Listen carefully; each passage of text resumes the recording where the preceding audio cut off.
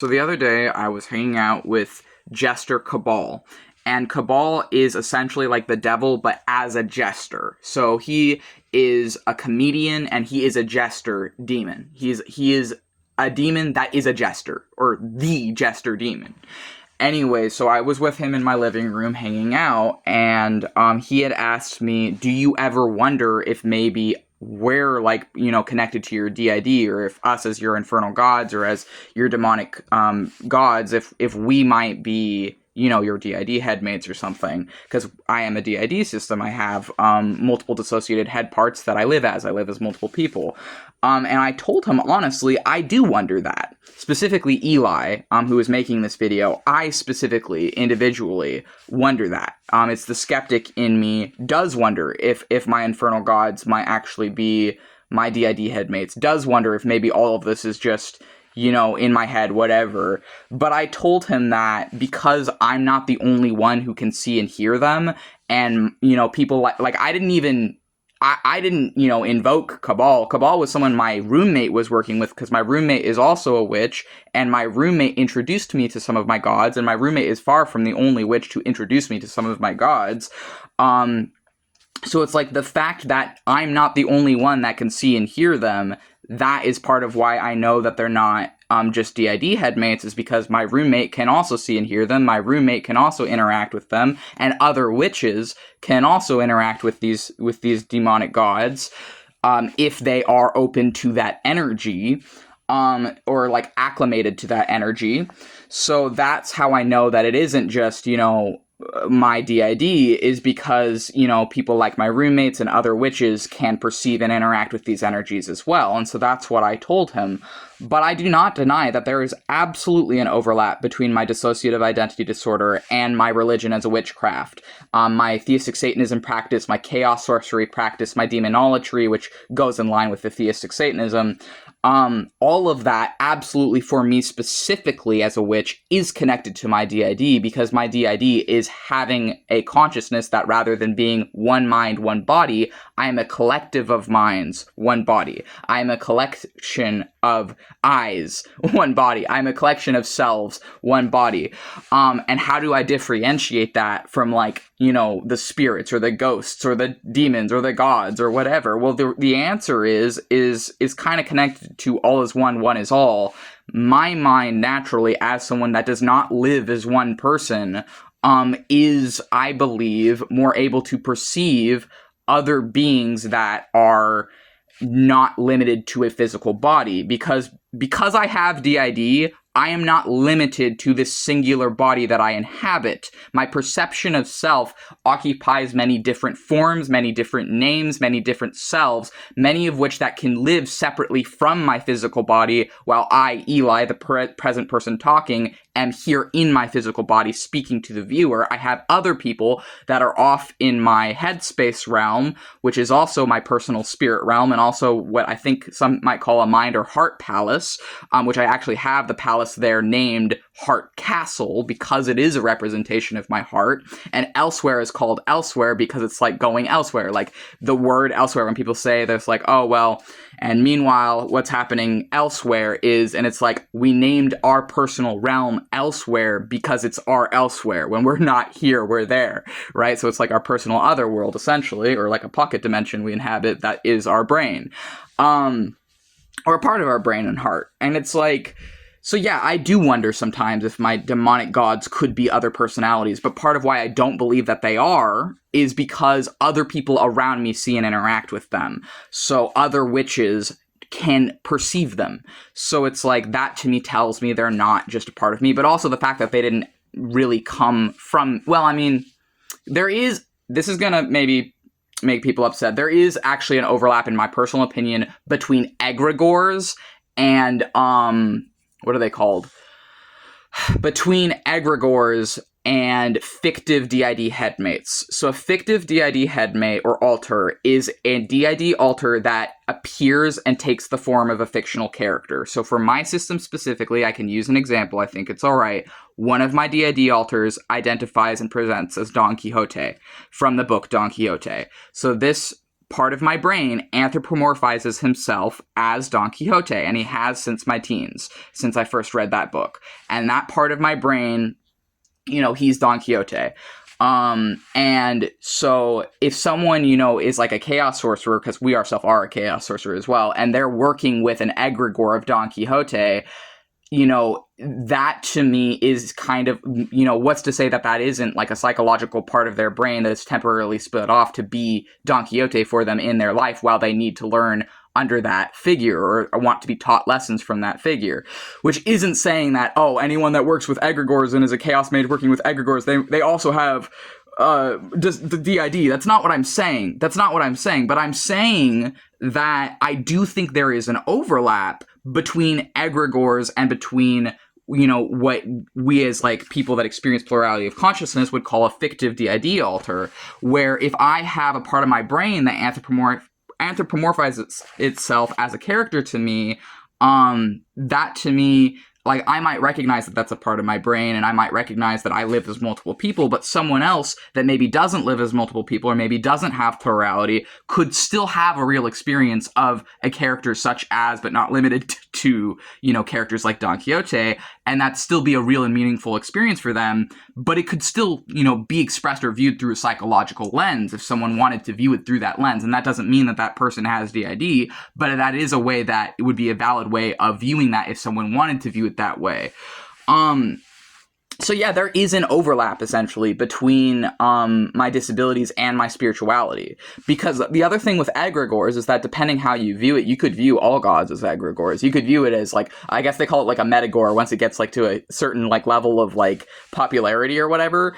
But you could view all gods as sort of like egregores and metagores in different ways, if like depending how you view these things. And also like some people aren't going to know what I mean by egregore. Essentially, an egregore is like, if everyone's emotions and thoughts, not everyone's, but if enough people's emotions and thoughts and feelings are gravitating towards a single point.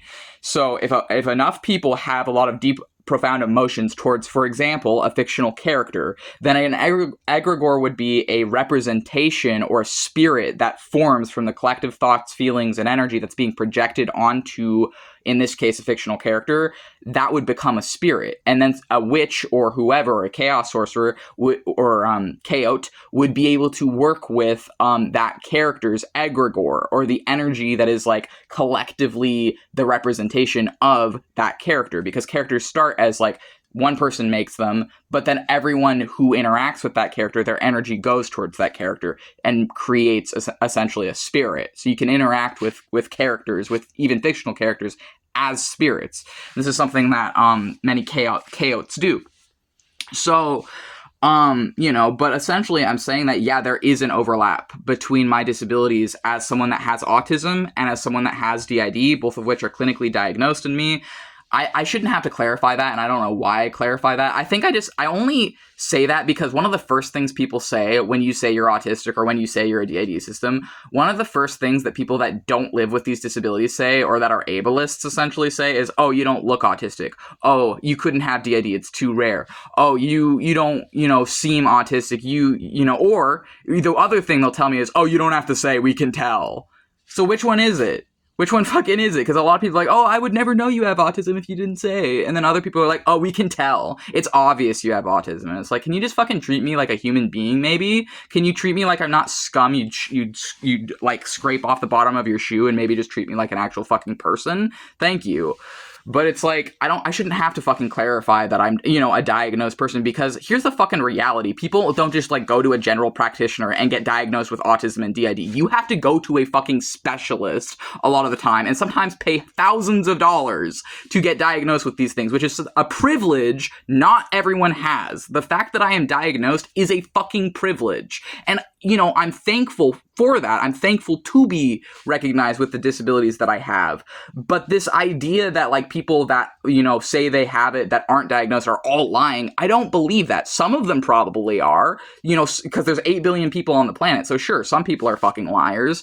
But just because someone might not have the fucking privilege of spending thousands of dollars to get a fucking official diagnosis from a specialist doesn't mean they're fucking lying about their disability. That entire idea is literally just a conservative conspiracy theory theory that does nothing but demonize disabled people so that non-disabled people can feel superior to disabled people, which goes directly in line with fascism and totalitarianism, and just calling anything people don't like mentally ill to separate it from themselves and to make a scapegoat so that we can just roll on with the predator class predatorizing everyone and all of this meaningless fucking infighting while the real enemies are these billionaires controlling all of us. It's all just to sow infighting and deception and deceive people so that they don't pay attention to the billionaire predator class.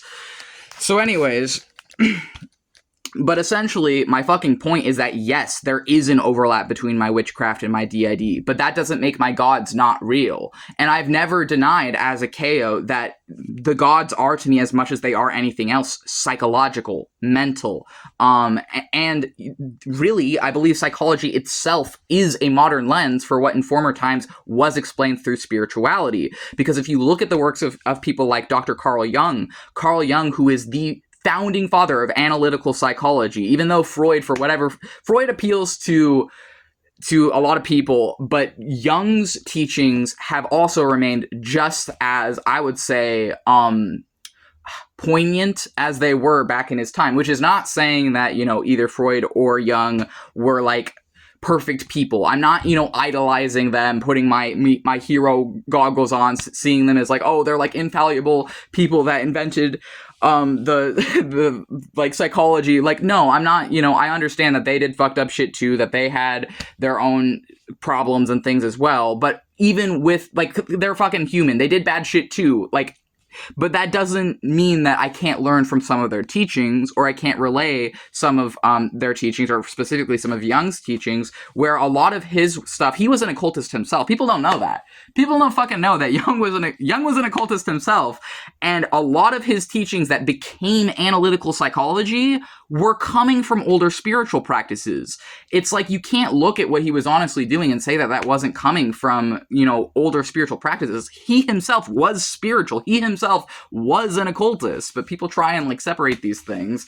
Anyways, because there's like this very binary view that again ties into totalitarianism and fascism, where it's like you have to be either atheist and Christian, you can't be anything else. And someone like me that works with demons, they just say we're crazy, and it's like, yeah, of course I'm fucking crazy. I've grown up my entire life being demonized, abused, brutalized, told that I should just fucking die for existing. You think that's not going to make someone crazy? And that's another thing, is that people who mock mentally ill people are the people making more mentally ill people and worsening the mental health struggles of people like me with autism and D.I.D. And then they get to just perpetually say, oh, well, you're different from me, so you're bad because you're mentally ill. And it's like, yeah, because you fucking tortured people like me as a children. You think that's not going to have an effect on them? Like, the fuck is wrong with you people? Anyways, it's all like perpetuation from the predator class, who is making mini predators to carry out their lies so that these mini predators distract from the big predators that are the billionaires. Anyways, so is Jester Cabal the devil as a jester? Is he just a projection or hallucination of my mind? Or is he, essentially, is he a D.I.D. headmate? Or is he a god? Well, the answer is he is a god, but I'm experiencing that god in a mental and psychological way, and so could every other witch that I know that works with him, or which, I only know one other witch that works with him because his source material is like, there's no English translation, it's in like French or something. That's another thing. That's another fucking thing. I don't care if this video is getting long, you're gonna stick through it because this is entertaining for someone else out there. But, so many of these gods, their source material is not in English, and yet we have, a bastard occultists like me still working with them anyways, because they're fucking fun, and we love them anyways. It's like King Alamar, you're not gonna find anything good on him in English either, but I fucking love him too.